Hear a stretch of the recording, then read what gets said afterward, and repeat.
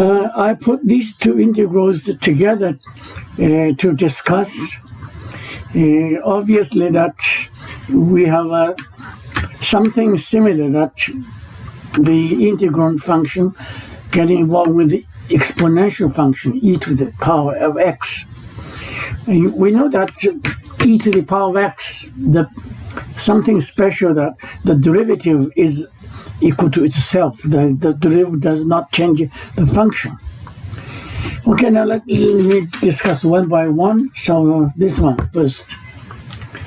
Now to do this one, well, I simply,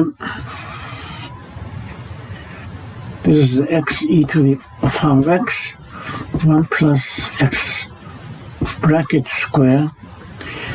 I add e to the x minus e to the x. So that means this is equal, right? Actually, I add nothing. But something common that this, for the first part, you have e to the x is common, so you have x plus 1 dx minus e to the x 1 plus x dx, right? This is 1 plus x squared.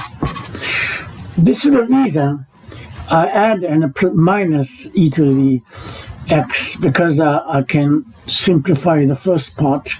This becomes integral e to the x dx and 1 plus x, minus e to the power of x 1 plus x squared. Okay, very good.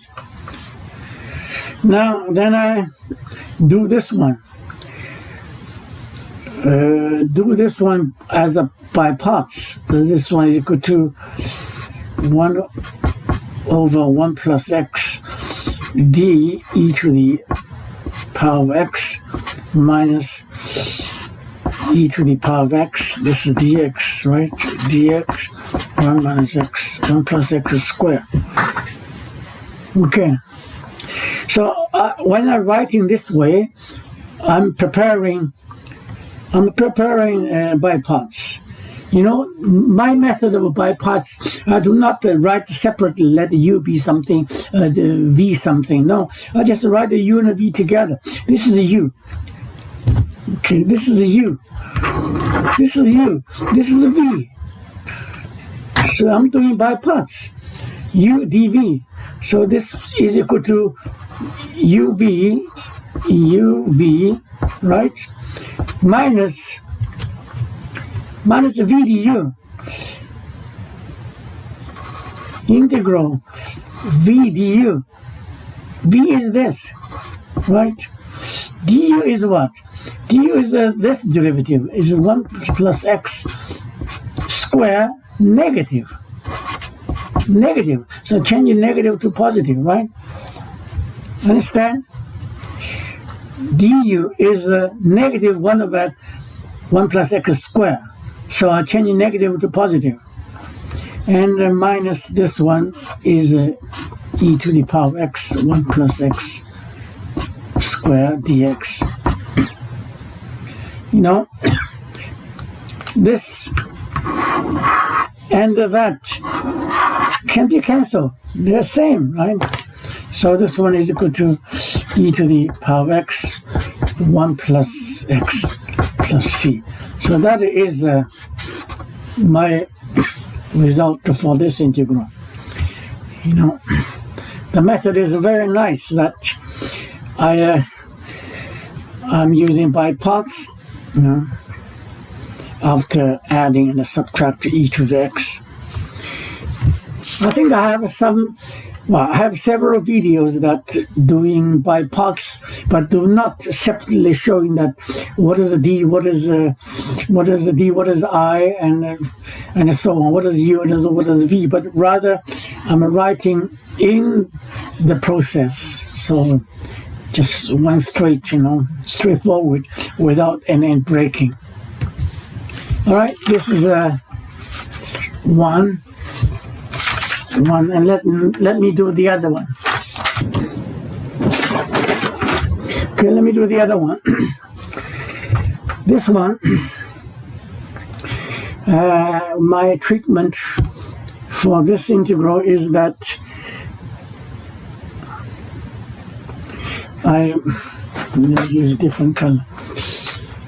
I multiply by this to e to the x and e to the x on numerator and denominator. So my integral becomes integral x e to the x plus e to the x, right? This one's x e to the x 1 plus x to the e to the x dx. Well,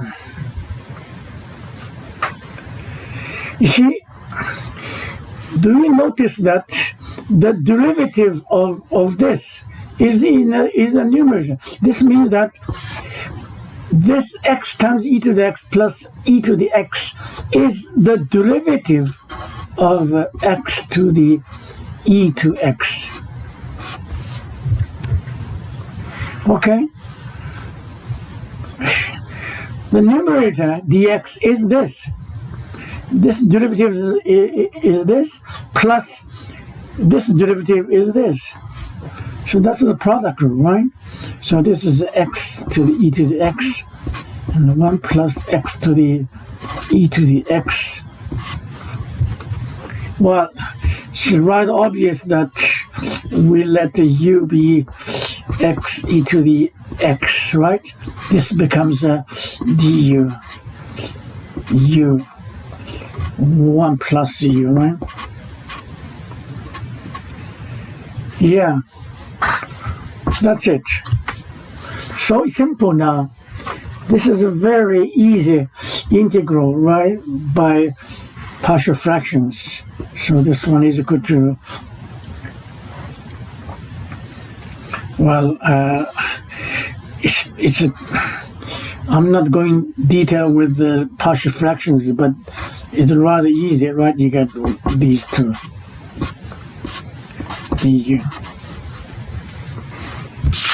So this one is equal to natural log of u. This one is natural log 1 plus u, right? 1 plus u. Yeah. Then you replace u back, and now you get log this on top, right? X e to the x, and this in the bottom, 1 plus. Right. Okay, so that is plus c.